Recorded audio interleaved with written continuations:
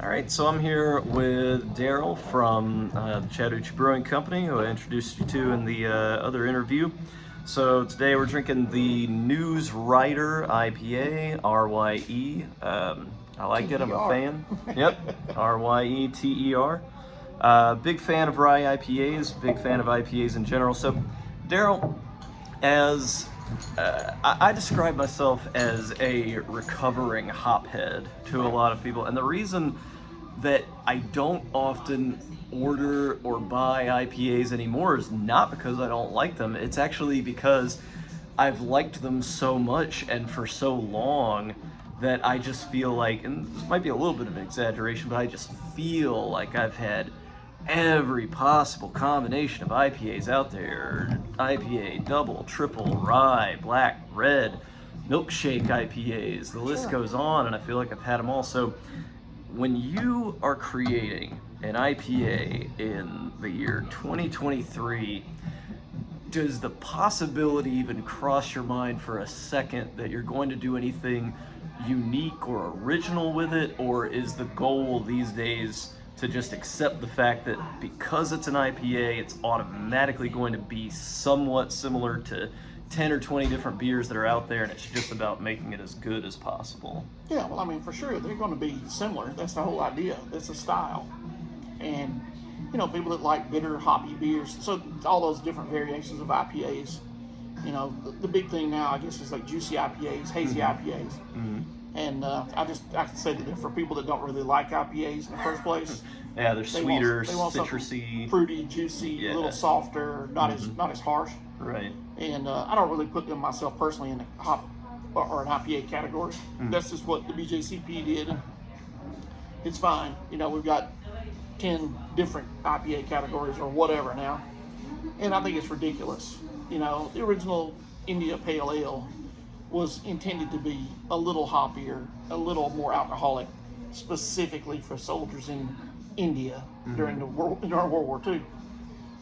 Came back, and the soldiers there in England liked them so much because they got used to them, right, that they didn't want to go back to the regular pale ales and things that existed already. Right, and the extra hops, if I remember right, was basically just sort of a means of preserving the beer for the longer route. They are a natural preservative, and the little bit more alcohol does the same thing, help keep them alive in those boat hulls traveling, you know, from England to Africa. Mm-hmm. So anyway, or to India, and so that's how I got started. But yeah, myself personally, I'm more of a purist. I like IPAs to be hoppy and bitter, but there's definitely, the creativity part of it comes with trying to make it as clean as possible so the crisp comes through. If you're trying to make it to have a malty middle section, to make sure that came through, and what you want to breathe in, you know, the aroma. So what you want to start with, and the creativity comes from making so many different variations of the style, but they should be similar. That's the idea. They're going to be similar. If they weren't, I wouldn't want one. That's it for me. Definitely get that. So if someone like me comes into your bar and orders a Newsryeter IPA, and you've got 20-30 seconds to tell them what makes it maybe not completely different from any other IPA they've ever had, but just a few brief describing words so that they know what they're in for, and if they're a discerning IPA drinker, you know, what do they need to know if they're going to like this or not? Well, this particular beer was brewed for Mike Owen, one of our regulars who worked for the Ledger Enquirer for 30 years, and he liked rye beers in particular. Mm-hmm. So it gives it a little bit more astringency when you add enough rye to it. So this particular beer is a little bit more malt heavy in the middle, so it's a little more mouthfeel. Mm-hmm. We were just rounding it out, trying to figure out where the best version of it is. But it's going to be, this beer is definitely going to have a bitter finish. It has a nice malty backbone in the middle and a slight aroma at the beginning. It's not super aromatic. There's a lot of flavor. Got a little something going on, though. A lot of flavor. Yeah, absolutely, definitely. So one thing that I often do, and this is going to be more of a long-winded opinion more than a question, but one thing that I often do is I sort of equate certain or compare certain styles of beer with certain genres of music, especially when it comes to marketing. And I feel like one reason why IPAs in particular, as a consumer, I feel like one reason why IPAs have become a dominant or safe style, the comparison that I would make is when you call a band rock.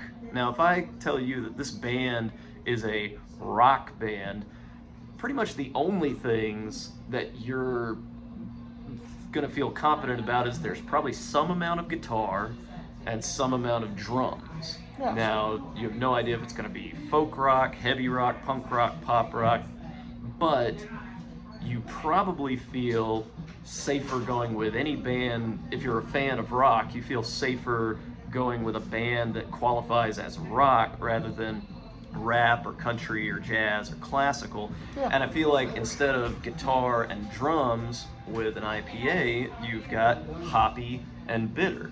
Yes. Now, certainly there's some people out there who just don't like hops or don't like any bitterness in their beer, period, and they stay away from the whole thing. But the second you get somebody who even likes a bit of hoppiness or likes a bit of bitterness, you've got this whole universe of flavors that you can play with so long as you're delivering those two things. Would you say that's sort of an accurate way to look at it? Yeah, because there's a lot of people that just walk in and their immediate response, if they say, well, what have you got? What's that beer? And it's, well, it's an IPA.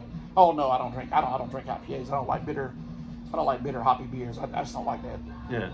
And depending on the IPA, because of all the style differentials that they are different styles that there are of an IPA today, you can have a soft, juicy, hazy, milky, whatever. You can make all the black IPA, do all these different things. Well, they might not really know if they like that beer. So I always encourage people to try them, because just because you didn't like the last one you had or the last 2 or 5 you tried, that doesn't mean that the next one you try isn't going to hit you right where you like it. And it's like everything else. Until you try it, you don't know if you really like it. Mm. And you should try them, I think, because I appreciate a lot of beers. I mean, this is my go-to style everywhere I go. I'm always going to be drinking somebody's IPA if they have it.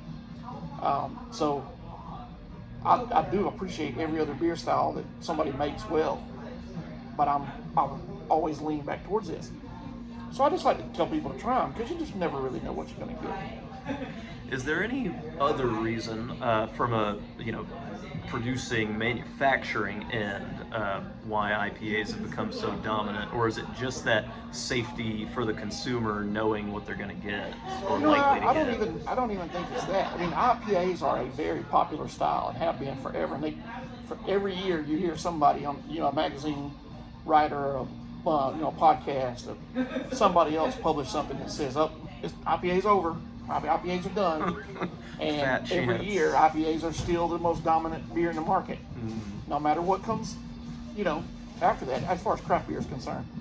So yeah, I don't care, about any of that. I just know that the people that really like them will always gravitate towards them. But not everybody's a fan of them. Still the dominant beer style in the country is light lager.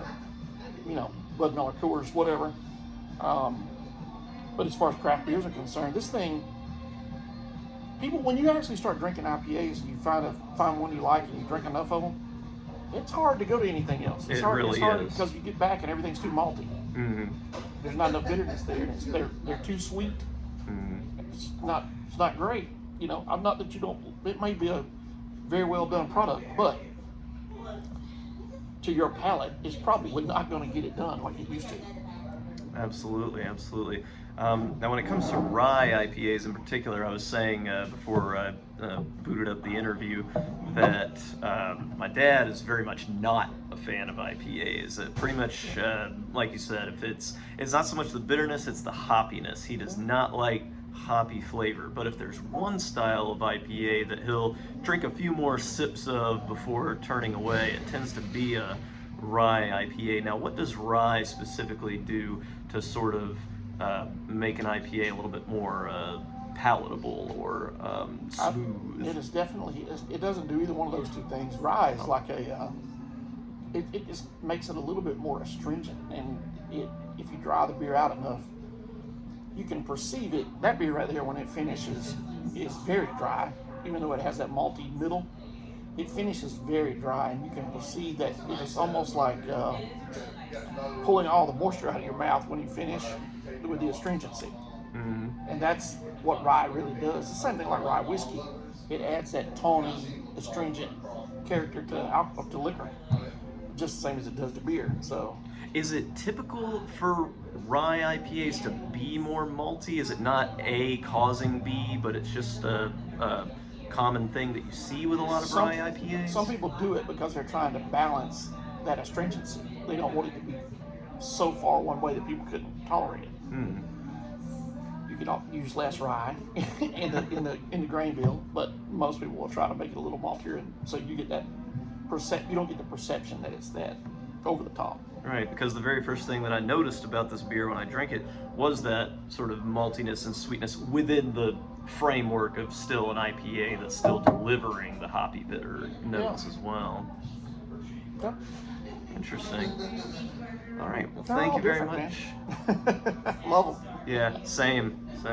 We'll continue to love them no matter how much I, feel like I may have graduated or retired from them. I'm always happy to come back for an exhibition game. So Cheers. Cheers.